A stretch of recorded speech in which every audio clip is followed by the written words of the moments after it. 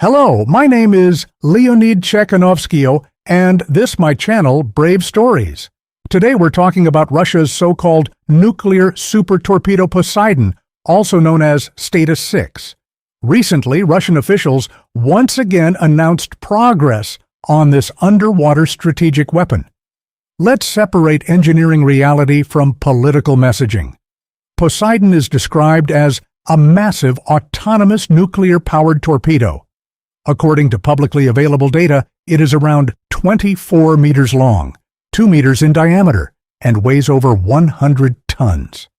The concept is simple in theory. Launch it from a special submarine, let it travel across the ocean, and detonate it near an adversary's coastline, creating massive destruction and radioactive contamination.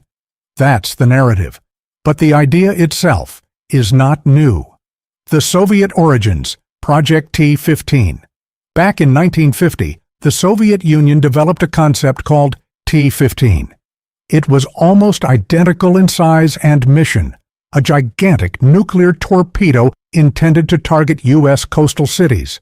The development was carried out in Sarov, the center of Soviet nuclear weapons research. The idea was ambitious: build a specialized submarine capable of carrying one enormous torpedo, send it across the Atlantic, and detonate a thermonuclear warhead near American shores. However, by 1955, the Soviet Navy canceled the project. Why? Because from a military standpoint, it was impractical and strategically inefficient. The Navy concluded that the weapon had limited operational value compared to ballistic missiles, which were faster, more reliable, and harder to intercept. That's an important point. The project was technically possible, but militarily irrational. Revival in 2015. Status 6 fast forward to 2015. Russia adopted a new naval doctrine, and the old T-15 concept reappeared under a new name, Status 6, later branded as Poseidon. In what appeared to be a carefully staged leak, images surfaced showing diagrams of a long underwater vehicle designed to destroy coastal cities and create zones of radioactive contamination that would prevent economic and military activity. The messaging was clear. This was framed as a strategic deterrent capable of bypassing missile defense systems. But let's analyze this from an engineering and military perspective.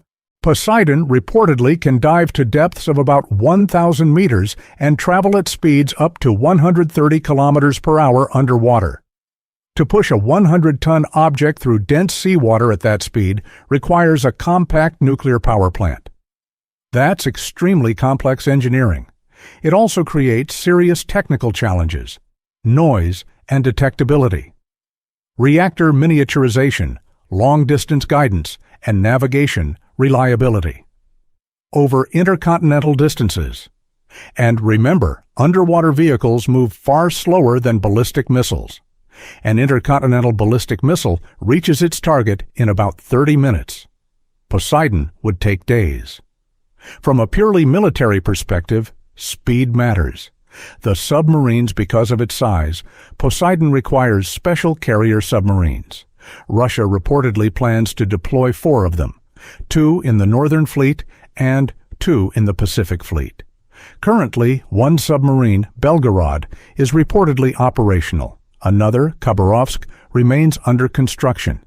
Each submarine is believed to carry 1 or possibly 2 Poseidon units, but realistically, due to size constraints, likely only 1.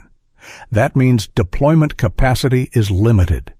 Strategic logic, or lack of it. Here's the core question: if ballistic missiles already exist, faster, more reliable, and proven, what strategic advantage does Poseidon provide? Supporters argue it bypasses missile defense systems. Critics argue it's slower, it's potentially detectable, it requires expensive dedicated submarines, it duplicates existing nuclear deterrence capabilities. In military doctrine, redundancy is valuable, but only when it adds flexibility. Poseidon appears more symbolic than transformative.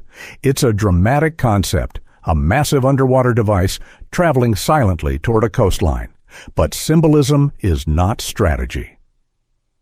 The radioactive tsunami concept. There have been claims that Poseidon could generate a radioactive tsunami capable of contaminating large coastal areas. From a physics standpoint, while a nuclear detonation underwater would indeed create significant shock waves and water displacement, the apocalyptic tsunami narrative is likely exaggerated. Ocean physics is complex. Creating continent-scale devastation through a single underwater explosion is far less straightforward than political rhetoric suggests. The bigger pattern. Poseidon is not alone. Other revived Cold War concepts, including nuclear-powered cruise missiles, follow a similar pattern. Technically feasible, extremely expensive, strategically questionable. These systems send a political message. We still have unconventional options. But deterrence already exists through established nuclear triads, land-based missiles, submarine-launched missiles, and strategic bombers. So the real function of Poseidon may be psychological rather than operational. Final thoughts. Is Poseidon real? Yes. Development efforts clearly exist. Is it technically possible? Probably, though extremely challenging. Is it militarily revolutionary? That's far more doubtful. History shows us something important. The original Soviet Navy canceled this concept 70 years ago for being impractical. Sometimes old ideas are revived not because they're effective, but because they sound impressive. Strategic weapons are about credibility, survivability, and efficiency. Poseidon raises more questions than answers.